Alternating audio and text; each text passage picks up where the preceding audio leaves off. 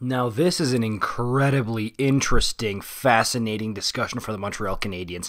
And look, I know technically Shea Weber is still on the team, but let's be real, it is very, very, very unlikely that he ever plays another NHL game. And looking at the conversation for who's going to be the next captain, there are a few guys who are honestly neck and neck.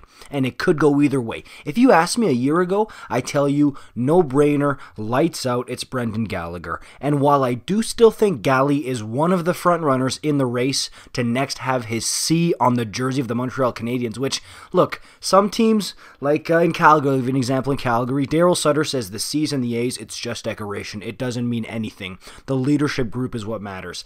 That's true, but in Montreal, one of the most storied sports franchises in history, where guys like Maurice Richard, Jean Béliveau, Guy Lafleur have worn the C for the Montreal Canadiens, it means something. Don't get it twisted. So let's start there. Let's get the most obvious one out of the way. Brendan Gallagher. He is, I think, other than Carey Price, the longest tenured Montreal Canadian, if I'm not mistaken. And look, since day one, Gally has done everything right, and he represents everything you want a hockey player to be in terms of the heart he shows. He overcame so many odds of being a late draft pick and really came on the scene and became a prominent point producer. He's battled through so many injuries in Montreal there. He's always been humble since day one, despite being one of the biggest stars on the team. He's been through so many different ups and downs eras.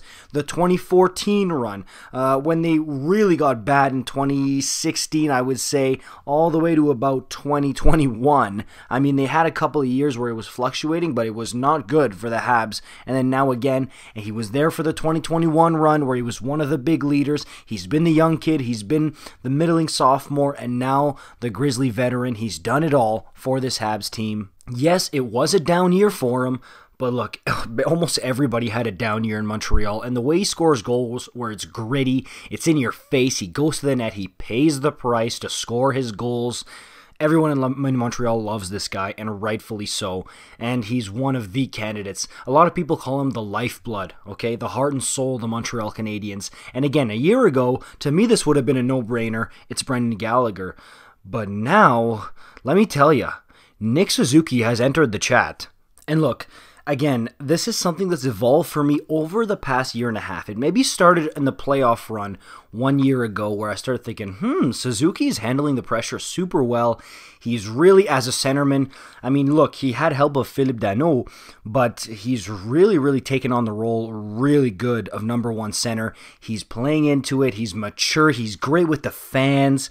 He never does anything really wrong outside the rink. You can really count on him for a bunch of stuff. He's great in the community. I started looking at it and saying, hey, this is a face of the franchise, future captain, number one center type guy, similar to, let's say, an Anze Kopitar in LA or a Ryan Getzlaf in Anaheim. You know what I mean? Guys who do everything right, quieter leaders who can put up points, be responsible on both sides of the puck, and give you everything you need. And look, I know Gallagher signed a big extension a little while back. So did Suzuki, though. And if you're asking me tomorrow to pick between those two guys, who's the next Hab captain? You know what? I'm going number 14. And I never thought in a million years I'd be saying that. I'm a huge Gallagher fan. But I'm going with number 14 for the C just because he's young, he's got the big contract, and he can easily play up to it. And he's going to keep developing. He's going to be a great model. You want, as a coach and as an organization, when there's young players coming into the league, to be able to point to your captain and say, hey, follow what he does, follow his routine, follow how he acts with the fans, everything on the ice, and you'll be okay. And I think Nick Suzuki is a great, great model for that. Not just that.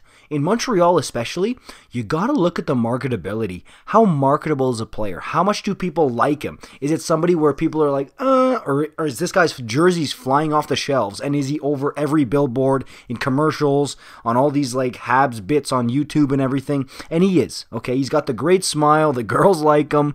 Everybody likes Nick Suzuki. He's very marketable, and he would be a great captain for this organization.